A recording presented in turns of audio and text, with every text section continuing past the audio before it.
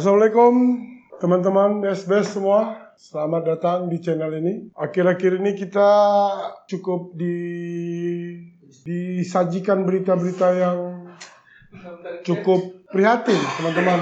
Sebulan ini kita disuguhkan kepada Jenderal Bintang 2 yang cukup menggemparkan warga Indonesia, berpangkat Kepala Propam Kepolisian Republik Indonesia, Bapak Ferdy Sambo. Jadi pada tanggal 25 Agustus, Bapak Ferdy Sambo menghadapi sidang etik kepolisian ya, kode etik. Alhamdulillah sudah rampung. Akhirnya hasilnya para hakim sidang memutuskan pemecatan terhadap beliau. Ya, jadi teman-teman, ini banyak yang terlibat, teman-teman. Ada 15 saksi yang turut diperiksa ya di sidang kode etik kemarin. Jadi kita juga melihat Bapak Ferdy Sambo cukup berkaca-kaca ya. Air matanya, alhamdulillah dia masih memiliki hati nurani ya. Setelah kejadian itu yang tidak diharapkannya. Saya mau baca ini sih ya.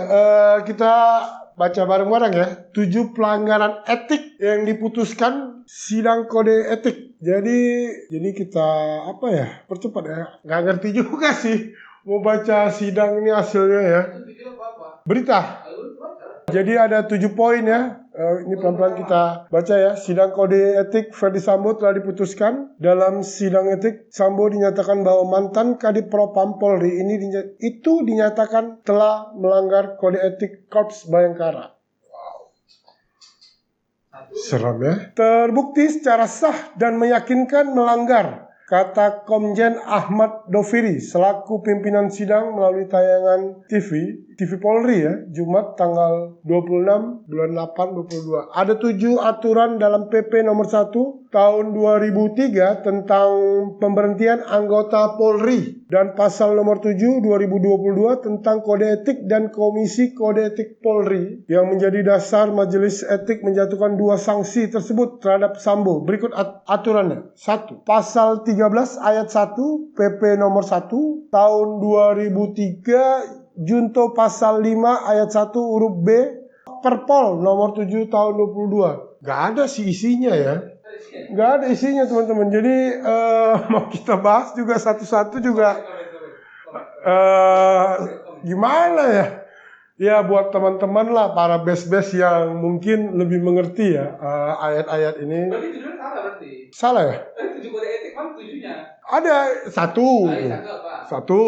Jadi maksudnya isi dari pasal-pasal itu. Jadi mau kita bahas juga Panjang kali loh. panjang ya.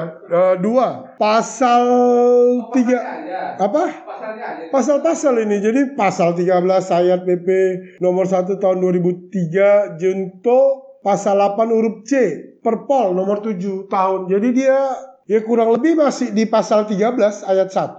Hanya saja junto pasalnya itu C, F, A, B gitu-gitulah. Ada 7. Ada 7 kawan-kawan. Jadi ya buat teman-teman lah mau komen ya di komen bagi yang mengerti. Maksud kita mengangkat ini berarti yang kita harapkan kemarin-kemarin kan Komisi Etik Polisi tidak cepat reaksinya. Cukup lama teman-teman sidang ini diberlakukan ya. Kurang lebih hampir sebulan lebih berita ini jalan. Ya kita nggak tahu lah, mungkin kendalanya di mana kita tidak mengerti. Yang pasti para patih lah yang tahu, paham tentang di dalamnya. Dan ini ada video durasi 4 menit ya. Kita di sini kita lihat sebentar ya kedatangan Pak Sambo ke sidang itu ya. Ya ini dia berkaca-kaca mungkin. Ya ini kita lihat ya kedatangan Pak Sambo.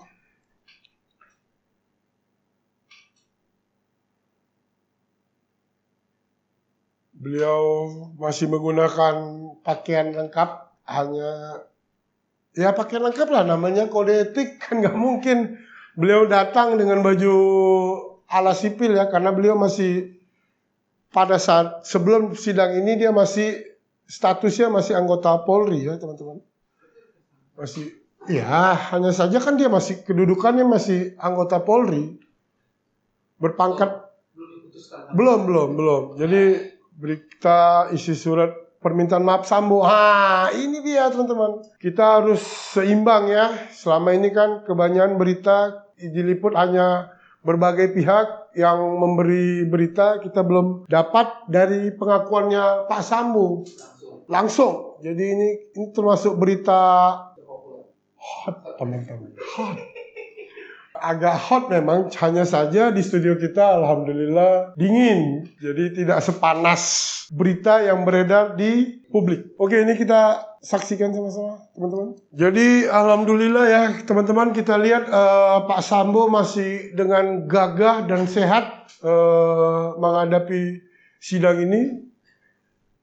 Ini kita dengar pernyataan beliau. Surat ini sudah kami sampaikan kepada Bapak Kapolri, namun kami juga menyampaikan kepada Ketua dan Majelis Komisi Kode Etik pada hari ini. Dibacakan sekarang. Langsung silakan. Siapa? Dibacakan.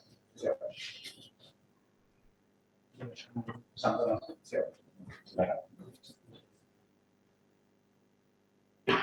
Maaf kepada senior dan rekan-rekan perwira tinggi, perwira menengah, perwira pertama, dan rekan tentara Polri. Senior dan rekan yang saya hormati, dengan niat yang murni dan tulus, saya ingin menyampaikan rasa penyesalan. Hanya saja teman-teman, ini kita lihat Pak Sambo sedikit lemah dalam berbicara ya. Mungkin di batinnya juga merasa tidak terima ya, kondisinya bisa seperti ini ya, menggemparkan, tidak percaya ya. Saya bawa ini ya. Ya, inilah Pak Sambo. Belum. Dan permohonan maaf yang mendalam atas dampak yang muncul secara langsung pada jabatan yang senior dan rekan-rekan jalankan dalam institusi Polri atas perbuatan yang saya lakukan. Saya meminta maaf kepada senior dan rekan-rekan semua yang secara langsung merasakan secara langsung akibatnya. Saya mohon permintaan maaf saya dapat diterima dan saya menyatakan siap untuk menjalankan setiap konsekuensi sesuai hukum yang berlaku. Jadi dengan tegas Pak Sambo meminta maaf untuk kepada para senior, para petinggi Polri yang menerima dampak dari kejadian ini. Dan Pak Sambo dengan tegas ya menyatakan bahwa dia siap bertanggung jawab menerima konsekuensi dari apa yang telah terjadi. Ini kita dengar lagi apa? Belum, ini masih pertama. Sabar teman-teman, kita mau baca poin per poin. Jadi biar sama-sama ngerti lah. Yang selama ini kan berita tentang kepolisian agak-agak ngeri-ngeri sedap lah bahasa awak kan. Ini kita, karena ini lagi ramai, saya rasa kita sama-sama lah, ikutlah memperhatikan jalannya persidangan ini. Ngeri ya ini. Ini soalnya Bapak ini, salam hormat Pak Sambo, tidak mengurangi rasa hormat saya. Kita hanya sekedar, kita tidak maksudnya kita tidak benci pada sosoknya ataupun institusinya. Tapi yang kita sesali adalah kejadian ini seperti bisa seheboh ini dan sekejam ini ya kejadiannya. Ya itu pun juga kita belum tahu ya. Soalnya persidangan belum berjalan. Kita hanya sekedar membaca berita ataupun melihat dari berita-berita TV dan online. Saya juga siap menerima tanggung jawab dan menanggung seluruh akibat hukum yang dilimpahkan kepada senior dan rekan-rekan yang terdampak. Semoga kiranya rasa penyesalan dan permohonan maaf ini dapat diterima dengan terbuka dan saya siap menjalani proses hukum ini dengan baik sehingga segera mendapatkan keputusan yang membawa rasa keadilan bagi semua pihak. Terima kasih. Semoga Tuhan senantiasa lindungi kita semua. Terima kasih. Jadi teman-teman, Pak Sambo meminta maaf dan siap menerima konsekuensi yang diterima di dalam kode etik itu.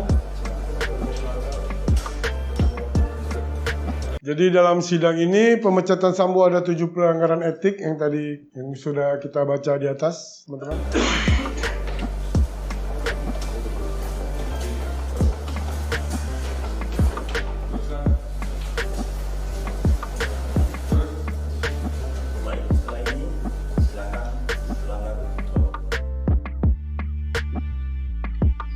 Ini ada berikut 7 pelanggaran etik Pak Sambo ya. Kita baca pelan-pelan ya. 1. Melanggar etika kelembagaan dan merusak citra kepolisian.